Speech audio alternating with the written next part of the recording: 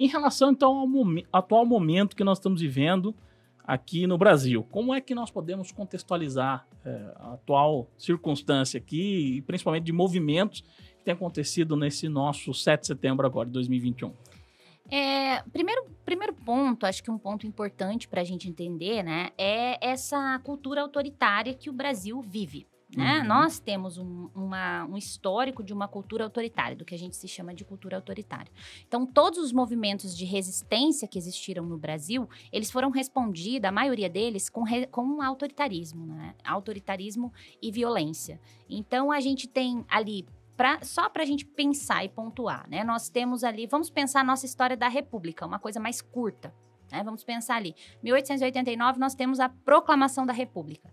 Quem proclama a República no Brasil é um general, é um militar.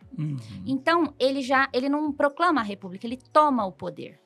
Né? O Dom Pedro II, ele tem o seu poder tomado, essa é a realidade. Né? E a República ela é implantada. Tanto é que a gente tem aí a primeira república, antigamente, né, se usava o termo República da Espada. Sim. Porque o nosso primeiro presidente, Marechal Deodoro da Fonseca, era um militar e o segundo também, né, que é o Floriano Peixoto. Então, nós temos um flerte autoritário já nesse momento, né, da própria proclamação da República, que acontece de maneira, né, vinculada às Forças Armadas. Depois, nós temos ali um momento de breve organização democrática e com presidentes civis, né, que vai ali mais ou menos chegar até o ano de 1930. Que fica alternando ainda entre Minas Gerais e São Paulo. Né? Com outros estados algumas vezes que tem, né? Isso. A gente tem ali algumas quebras nesse monopólio ali entre os dois, mas sim, havia. Começa a se instituir o voto, né? E ali a gente tem o voto de cabresto, a gente tem todo aquele problema com relação à cidadania, né? Quem era considerado cidadão, quem não era. A nossa Constituição de 1891, ela vai ser bastante complexa em relação a isso. Porém, nós vamos ter ali um indício de democracia porque nós temos civis, né? Começando a ocupar cargos públicos, né? Eleições acontecendo, apesar do coronelismo. E depois a gente tem a Revolução de 30, né? Em 1930, então a gente tem um movimento de tenentes, um movimento armado, um movimento de militares. E, de certa forma, a gente tem ali a tomada, né? um retorno ao autoritarismo. Né? E olha que você analisa, por exemplo, que em 1929 teve uma crise econômica, e essa mundial, a queda da Bolsa de Nova York vai impactar no mundo inteiro. Que só em 2008 aconteceu parecido, né? Exato. Agora, e também teve impactos, né? Em relação às democracias. A gente sabe que a crise de 2008 no Brasil, ela vai ser sentida em 2013. Exatamente. E aí a gente tem esse contexto acontecendo, né? Quando Getúlio Vargas acaba chegando ao poder, e a gente tem o Getúlio Vargas ali flertando com o autoritarismo já no início da década de 30, né? Ele inclusive, é isso que eu estudo no meu doutorado, né? As Assembleia Constituinte de 1933 e 34. Que legal. E ali a gente já tem a primeira fake news da história, quando... eu costumo dizer que é a primeira fake news da história. Mas acho que é uma das primeiras várias, conhecidas. Mas que teve grandes impactos. Sim, que é o Plano Cohen, né?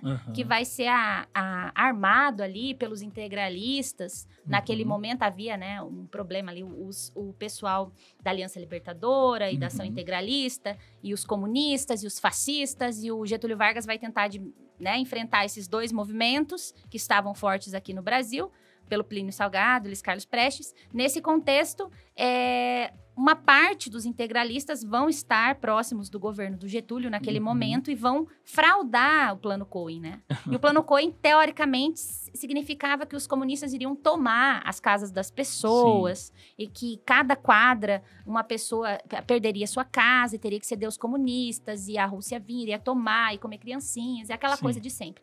E aí, dentro desse contexto, o povo entra em pânico e, de fato, é decretado estado de sítio, depois é decretado estado de exceção, e o Getúlio chega ao poder e é a primeira ditadura do Brasil. Então, ou seja, aclamado pelo povo. Getúlio, naquele momento em que nós estamos falando até de independência, podemos falar que ele foi um espertalhão. Aproveitou a fake news para ficar mais alguns anos no poder, porque ele assumiu com o objetivo de fazer uma eleição. Exato, ele prometeu. Exatamente. Inclusive, a Constituinte toda, ele fala isso. Só que o Getúlio, eu comentei outro dia com meu marido, ele é extremamente articulado, inteligente, e tinha, assim, uma capacidade de coerção e, falava, e de um populismo, intimidação dos seus opositores, e uma intimidação direta, ele era bastante violento. O Lacerda que o diga. Exatamente, o Lacerda que o diga. E, ao mesmo tempo, ele tinha, assim, um apelo popular, né? O pai do povo, ele vai, inclusive, criar, pai dos pobres, ele vai criar ministérios, ele vai ser um nacionalista, né? Cria Petrobras, faz a campanha do Petróleo é Nosso, ele que faz, né? A estatização, a CLT, o Ministério do Trabalho, o Ministério da Educação, junto com a Saúde. Então, ali... ele bem parecido com Mussolini. Muito, muito parecido. E, inclusive, ali ele flerta, né? Ele prende alguns judeus, e manda para a Europa. Olga, né? Sim, só que depois ele se posiciona ao lado dos aliados, né? Ele vai por interesses, contra. né, econômicos e Sim. tudo mais. O último país a ir contra o nazismo vai ser a Argentina aqui, né? Então essa vergonha deixa para eles, né? Deixa não é nossa. Nossos irmãos. Os irmãos que apoiaram o Hitler e o Mussolini até os 45 do segundo tempo. Mas a gente vai ter esse autoritarismo. E depois a gente vai ter uma ditadura, né? Uma ditadura muito violenta, a ditadura do Getúlio.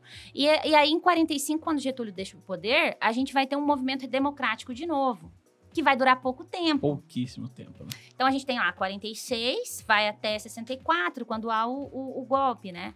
Quando há esse golpe civil-militar. Porque, querendo ou não, foi aclamado pela população e havia um apelo. A mídia da época, toda a mídia aparelhada, né? Em relação a isso. E uma guerra, a Guerra Fria acontecendo e, de fato, o medo da expansão do comunismo na região, no Brasil, esse medo do comunismo. A minha mãe brinca, né? Minha mãe é um sarro. Ela fala, eu não aguento mais as pessoas falarem que o comunismo vai dominar o Brasil. Desde o meu vô ele vai vir e não chegou ainda. Não chegou ainda o comunismo. Porque é um temor. Assim, o mito da conspiração comunista, né? Existe desde a época... Vamos situar ali, desde quando começa o comunismo a se expandir, a União Soviética começa a se formar, já começa... E principalmente nesse momento, se você fala alguma crítica ao governo, você já é comunista.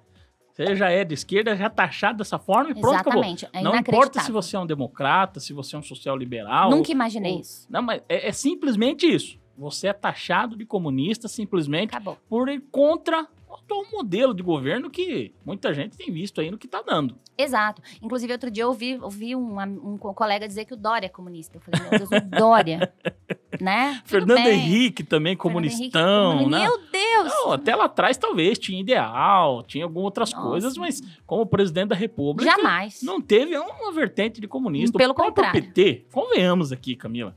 Convenhamos aqui. Verdade. Na realidade, sou uma das pessoas que lutei contra movimentos, contra questões do PT. Eu falo isso, não tem problema nenhum, eu falo com orgulho, porque eu acho que o governo já tinha, naquele momento da Dilma, já tinha cansado já aquele momento do governo. Era preciso ter uma ruptura ali, de fato.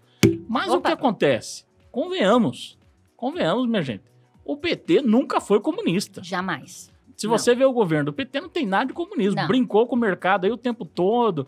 Ficou negociando né? o tempo todo. Sim. Então, não tem nada de Até por comunismo. isso que foi aceito. O vice do Lula, né? Era um empresário. Era um grande né? empresário, Sim. tudo mais, né? E inclusive, a gente tem esse processo. Então, recorre-se ao autoritarismo.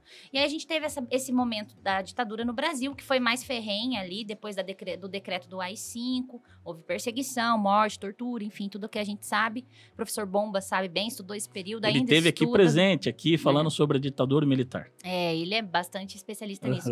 E aí nós vamos ter a redemocratização do Brasil acontecendo e dentro desse contexto eu acho que um dos piores problemas que eu acho que leva aos problemas que a gente está enfrentando no 7 de setembro agora, que é a questão da Comissão da Verdade, né? Quando se encerra o período ditatorial no Brasil, a gente não tem uma Comissão da Verdade. E a gente tem no lugar da Comissão da Verdade, a gente tem a Lei da Anistia. Sim. E a Lei da Anistia, ela vai perdoar os crimes políticos, né? Tanto dos militares que se excederam e torturaram e fizeram coisas gravíssimas dentro do território nacional, quanto dos políticos que estavam exilados e eram considerados, né, subversivos e tudo mais. E aí é como se fosse assim, vamos empurrar tudo para debaixo do tapete, né? Vamos começar uma história nova, a Constituição de 88 linda. E isso não aconteceu em outros países. Por exemplo, a Argentina, quando no fim da ditadura, ela já realizou a Comissão da Verdade, já julgou, já condenou. E já criou uma Constituição pautada nessa possibilidade de punir pessoas que aclamassem esse movimento de novo, de volta da ditadura. No Chile, a mesma coisa, né? No Peru, Então, a gente tem na América Latina, Nicarágua, todos esses países da América Latina, a maioria já tem museu, inclusive, Museu da Verdade. Né? Na Argentina, a gente visitou o Museu da Verdade, lá no Chile também. Então, a gente tem ali um movimento de escrita de uma história, de reconhecimento de que aquele momento foi um momento terrível. O Brasil não. O Brasil terminou em pizza, né? Eu brinco assim, que faltou. Existia um movimento, né? Pela Comissão da Verdade, na década de 2010. Olha quantos anos se passaram, né? Terminou em 80, digamos assim, vamos por 85, 2005, não, 95, 2005, mas mais de 20 anos depois. Aí, essa disputa pela retórica da verdade, né? Porque a gente viu um espetáculo, pessoas defendendo os torturadores, pessoas acusando os torturados, os familiares das pessoas que tinham sido torturadas, justificando a tortura, enfim. Foi um problema que veio de lá, sabe? Então, não é um problema de agora.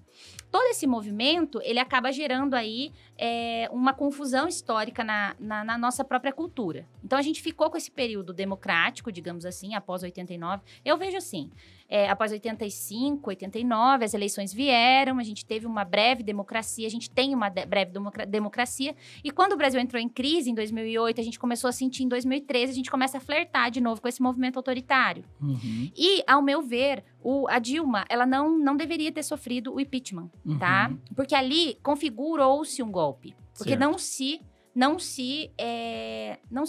havia crimes contra a pessoa dela para justificar um impeachment. Tanto é que ela está solta, sem ser... Não ficou presa nem um dia, não foi punida, o crime que supostamente ela cometeu foi autorizado a ser realizado depois, por todos os outros, que é a pedalada fiscal. Então, e hoje nós vemos que nós temos um presidente que tem muito mais crimes do que ela, e não aconteceu nada. Na realidade, a pedalada fiscal ainda está em voga. Inclusive, já teve vários pareceres técnicos para o Bolsonaro. Inclusive, é claro que ano passado foi uma exceção com o orçamento de guerra. Há um orçamento de guerra que foi colocado, que é um extra. Mas, anteriormente, no ano de 2019... tem indícios de pedalada que podem sim virem a ser julgados. Entendeu? De pedalada fiscal. Isso se a gente conseguir manter, né, a nossa democracia. Isso. Porque dentro desse contexto, o que acontece? Eu acho que o impeachment fragilizou a nossa democracia. Sim. Então, um ponto que eu fui muito contra o impeachment na época, né, pessoalmente. Claro. E eu respeito muito. Não manifestei. Tenho vários amigos e entendo muito. Eu respeito porque é uma visão, um ponto de vista, né? E principalmente você olhando o contexto histórico do momento. Eu venho da formação de administração pública. Ali, particularmente, tecnicamente, eu vejo que há indícios de pedalada fiscal na questão contábil. Não só naquela questão até do Banco do Brasil, teve outra questão na Petrobras e tudo mais, contabilmente. Estou dizendo contábil. Quando a gente olha para números e antecipações que deveriam passar pelo crivo de autorização do Congresso Nacional. Sim. Mas eu entendo e respeito muito esse ponto de vista e convivo diariamente com o discurso que foi golpe. Eu também Na realidade, respeito. eu acredito que a gente configura... Por exemplo, se você perguntar para mim se eu sou a favor de um impeachment contra o Bolsonaro nesse momento, não. Porque eu acho que o impeachment, ele rompe um processo democrático, tá? Nesse momento, talvez deveria... Nesse momento que o Brasil vive, é um caos, você leva a uma guerra civil. Naquele momento, você quebrou um movimento democrático. Porque, ao meu ver, as próximas eleições a Dilma perderia. O PT perderia. Já não havia mais respiro para o PT. Então, havia um apelo para essa troca. Para essa mudança. Para uma mudança. E eu acho que, com esse movimento, esse desejo de troca, ele foi substituído por um desejo autoritário. E daí, se você olhar no viés do desejo de estabelecimento de uma democracia consolidada, você analisa esse momento como um momento de rachadura profunda. Sabe? E eu acredito que, historicamente, daqui uns 20, 30 anos, a gente vai verificar esse momento como um pequeno equívoco. Porque eu acredito que ali poderia se ter negociado, inclusive até o ministro do Supremo falou sobre isso, né? O Fux, né? O chefe do Supremo falou sobre essa questão da Dilma. Naquele momento, eu acredito que foi ali, porque dali se fragilizou tudo, né? Ali começou-se, então, um movimento que culminou depois eu acredito nesses movimentos bastante autoritários, que estão em voga, né? Eu vou no próprio discurso dos bolsonaristas, que sempre diziam o seguinte: se for ruim, a gente tira. Então, o impeachment também é um remédio constitucional que nós temos para também quando perde-se a governabilidade. Por isso que eu defendo o parlamentarismo, inclusive, defendo com unhas e dentes o parlamentarismo com voto distrital misto, inclusive. Sim. Mas é uma visão ideológica minha, respeito, né, qualquer situação. Mas eu acredito veemente que o Congresso está ali também representando para cumprir todo o rito constitucional. Sim. Mas é um detalhe que eu respeito, e respeito muito mesmo essa visão. Sim, e eu acho que a história vai dizer sim ou não, se foi mesmo. Agora, eu não me espanto com os movimentos que vão acontecer agora no 7 de setembro. Você não se espanta. Eu vejo assim, que na verdade eles espetacularizaram, né, o impeachment da Dilma. Houve ali teve uma mídia também. Sim, eu acho que foi tudo manipulado, né? A Globo, inclusive, hoje ela sofre as consequências de... como é que ela cria um monstro que hoje ela administra, né? Porque, querendo ou não, ela deu muito... Como que eu posso dizer? Ibope. Ela deu todo o seu tempo para tratar dessas questões e ali com interesses que não se manifestaram. Porque a Globo não contava com o Bolsonaro, né? Eu acredito que a Globo imaginava que o próximo presidente seria o Bolsonaro. Ataca diretamente a Globo. E a gente tem um movimento, assim, que soma-se a tudo isso, um processo que me preocupa um pouco, que é a questão do obscurantismo, do medo, do receio, né? Eu não gosto de usar a palavra obscurantismo, né? Por questões pessoais, mas mexer com o medo das pessoas, mexer com o receio, essas fake news, esse movimento de fake news atrapalha muito. É tudo para atrapalhar a democracia mesmo, de fato. Sim, né? E atrapalha essa defesa. Então, eu vejo o 7 de setembro como um momento que deve ser comemorado, mas eu acho que é um momento que eu, pessoalmente, acredito que o Bolsonaro, ele chegou num momento que ele precisa mostrar seu capital político. Porque, querendo ou não, é uma forma dele jogar, né? Dele entrar nesse jogo e dele mostrar sua força. Mas, Camila, qual é o tipo do governo que ele tem? Qual é o grande programa do governo? O que ele tem para mostrar para a população? Ele vai ser julgado agora nas urnas em 2022. O que ele vai mostrar, de fato? Como ele não tem, né? Isso. Então, ele vai mostrar o capital, né? Trabalhar com isso, principalmente com esses movimentos de fake news, que é muito sério, que também o PT teve. Eu conheço pessoas dentro do PT que vive disso, inclusive até hoje. O Tercílio foi, esses dias, inclusive... É complicado. Sofreu uma questão de fake news muito séria, inclusive nós estamos caçando várias pessoas aí que trabalham com isso, independente se é de esquerda, de direita, se é aliado do Bolsonaro ou não é. A fake news está aí para destruir pessoas. E criar narrativas que são gravíssimas. E é por isso que eu tô aqui no Checkout. Eu tô cansado de corrigir fake news por aí, nos grupos de WhatsApp, de várias pessoas que estão postas nas suas redes sociais. Eu falei, eu vou criar aqui com apoio da produção do Redcast, algo que venha desvendar essas fake news. E eu achei incrível essa proposta, né? E a gente sabe que a fake news ela tem um impacto, principalmente nas pessoas mais simples, que não conseguem identificar, por exemplo, detalhes numa imagem, como você falou lá dos sacos plásticos, né? E assim, William, eu sou uma defensora ferrenha da democracia. Eu também. Né? Então, eu acho que a democracia é a nossa arma. O povo precisa se manifestar nas urnas. Isso. É fundamental que haja uma campanha limpa. Uma campanha limpa. Mas as pessoas também precisam ser educadas. Precisa se investir em educação no Brasil. E uma educação de verdade, uma educação para a autonomia do sujeito. Que respeite o cidadão. Para que ele tenha senso crítico também. Para ver esse tipo de notícia, por exemplo, e reconhecer, não, isso tá esquisito. Nós podemos até discordar de algumas coisas, mas respeitar o ponto de vista do outro. Olha que papo interessante e gostoso que eu tô tendo com você. Com certeza. Eu, particularmente, eu não tenho, assim, um viés político-ideológico definido, sabe? Eu não aceito e acho bastante difícil compreender o flerte com o autoritarismo, porque a gente já sabe que é violento. Então, e aos dois extremos. Que tem esse flerte. Sim, todo tipo de ataque aos direitos humanos, né? Todo tipo de ataque à identidade, à subjetividade, à vivência, né? Toda tentativa de oprimir, de fazer do outro alguém que ele não é, eu não compactuo em ideologia alguma, né? Então, eu acredito que as pessoas precisam ser livres para manifestar sua opinião. E hoje nós estamos perdendo isso, né, William? Exatamente. Então, hoje as pessoas olham e você fala qualquer coisa, ou você é petista ou você é comunista, se você não gosta do presidente. Ou se você diz que ele... Se você coloca um fato, as pessoas já colocam diante de você, tá, então você vai votar no Lula, né? Mas é como se houvesse apenas essas opções diante do brasileiro, né? Obviamente, isso já se instituiu. A gente tem uma dicotomia no país, né? Como isso vai se desenvolver em 2022, eu não sei. Sim.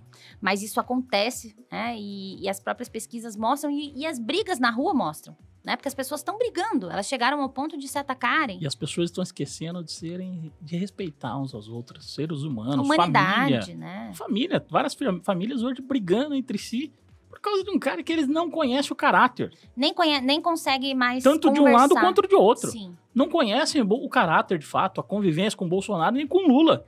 Ou seja, com qualquer outro político de estimação. Eu fico muito assim, me toca, isso. não? Eu falo sempre com meu esposo sobre isso, né? A gente vai à igreja, a gente é muito religioso. Você também, Sim. né, William? Tem essa formação. E aí você vê pessoas dentro da igreja falando pra você, puxa, mas se você não apoia Bolsonaro, você tá apoiando coisas que são do demônio. Você começa a ouvir esses discursos. Sim. E eu falei, gente, o Estado é laico. E propagando fake news.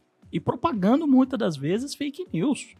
Esse é o grande problema. Propagando mentira. E a gente sabe quem que é o pai da mentira. Quem a gente sabe. Então, é porque você propaga fake news, né? exatamente. Não faz sentido. Aí você não sabe que parte do evangelho essas pessoas estão lendo, porque se dizem cristãs, né? Exatamente.